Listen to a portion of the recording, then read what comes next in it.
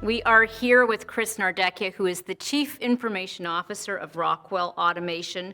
Most importantly, of course, Chris, you're an honoree on our CIO Next list, so congratulations. Well, thank you very much. Pleasure to be here. Tell us about what you've done with Rockwell, because everybody talks about digital transformation. One reason you got on the list was that you've actually had some real success in transforming the business model. Yeah, I came into Rockwell Automation 4 years ago and really had three major remits. One was run the IT organization, as CIOs are responsible for, but then help Rockwell transform from a hardware-based company into software and a services-based company, and that put us on a path of digital transformation. And the last piece that I'm responsible for is kind of our customer interface, helping them with their digital transformation journeys, because in essence, we're an industrial IoT company, and we play at this convergence of IT and OT, and I help customers with that. So on the digital transformation journey, I think one of the important things that I did at the outset was spend time with the executive team educating them about why we needed to operate a different way in moving from selling hardware through a distribution network into software and services, and more importantly, into a subscription model. And you're not going to be transformed out of a job. You're being transformed, because I do think that part of like the where are we going part is really important. How did you operate the IT function differently, given this almost holistic business model transformation? Yeah, when I came into the company, the IT organization was typically thought of as a back office kind of operation. So it wasn't front facing. The individuals didn't really understand the business of Rockwell. So there was that education, relearning, upskilling, and branding within the IT organization of itself, and then our presentation to the rest of Rockwell, and then even the external community. So we did a lot of community outreach to say, this is the new Rockwell, this is the new Rockwell IT, this is a good place to come and work. So it was that reinvention of the IT and the IT operating model to be much more connected with the business and driving the strategy of the company. So the common term that my team would say that I use is that the business of Rockwell is IT. So IT is the business, and the business is IT at Rockwell Automation. So we always talk about the importance of failing fast, and we know you've had the wins. So if you were to go back and think about some of the levers that you used, would you have done anything differently, spent a little less time on certain things, a little more on others?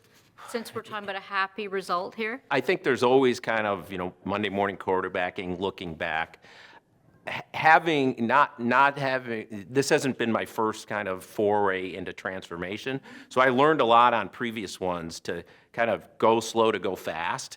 This is why I spent a lot of time up front on that education piece on where we're going, making sure that I was bringing my peers and my team along with me so that we didn't get to a point and then have to back up. So I kind of brought that with me, so I'm kind of happy with that.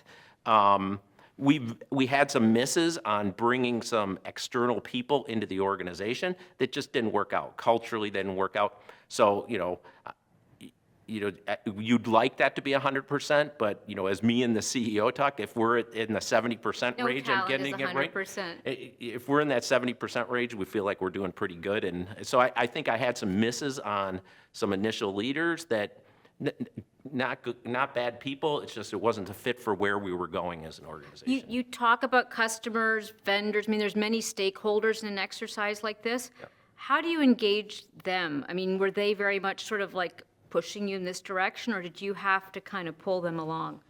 Yeah, look, it's a complicated ecosystem at Rockwell Automation with our partners, our distribution network, our go-to-market partners, including our strategic partner of Microsoft and Cisco. So I'm very active in that community and networking.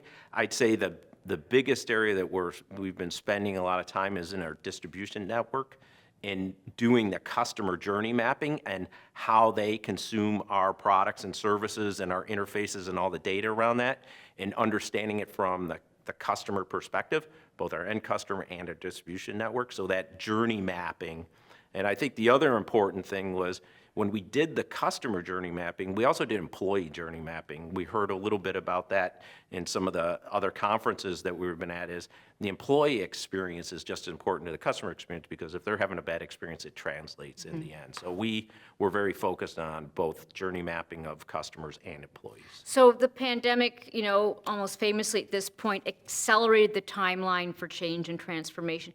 Does that create a new normal where you're like, what would have been considered an 18-month project, they're now like, Chris, you could do it over a weekend? Not quite like that, but how has that shifted expectations around transformation?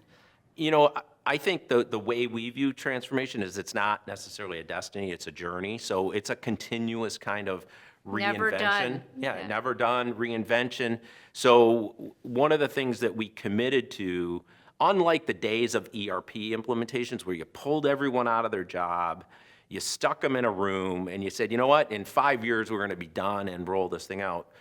We took an agile approach to our transformation and say, you're not going to see the big bang. We're not going to wait years before you start seeing results. So we established milestones in quarterly increments, just the way we run all of our other business, and we get those deliverables. So sometimes it's hard to see quarter to quarter that improvement. So we also have to trend over time to say, hey, we moved the needle from here to here over that time period. So I think that there's more of an appetite to see those little incremental improvements, but you have to be careful to measure over time so that you see the bigger impact. We hear a lot now about sustainable IT. What does that mean in the context of your job? Yeah, well, look at, sustainability is a hot area for a lot of good reasons. It means a lot of different things to a lot of different people. For us, it's the whole ESG components, and we think about it in terms of company, customers, and community. So first and best, customer is Rockwell itself. So how are we practicing these things that we sell to customers? But our biggest impact that we can make is on our customers. And with our customers, I think the data, will bear me out here, is that, energy management from manufacturing, it consumes, it's 54% of energy is consumed in manufacturing across the world. And 20% of the carbon is created from manufacturing. So the opportunity with our customer set to help them improve their operations environmentally on energy, wastewater, and kind of renewables, recycling, that's like a big impact. So taking our products and implementing with those customers, that's kind of the biggest where we can impact on it. But we're focused internally as well, and then in our communities around ethics and cybersecurity and all those other things. So we're standing at a corner. Help us see around it. What's next on your radar? Or what's rising on your radar is something that you're intrigued? What's rising on my radar is we've been talking for a good decade on Industry 4.0, and now people are already starting to talk on Industry 5.0 and autonomy. So I think autonomy, autonomous vehicles, autonomous manufacturing, I think that that's where the future is going. And we're at a ripe point here. This is part of the reason I joined Rockwell Automation, is the technology is available. We can do amazing things, and we're in an exponential part of that curve where each new release or invention is going to build upon its other. So you're going to have really marked shifts. So I'm convinced that we're in that period that the technology can bring us there in the industrial sector. We're limited by our imagination sometimes and rallying the leadership around it. To me, that's really exciting. And I think you're going to see all the benefits of Industry 4.0 and 5.0 come to fruition in this decade. And that's why I'm at Rockwell Automation. So. Great. Chris Nardecchia, Rockwell Automation, thank you very much. Thank you.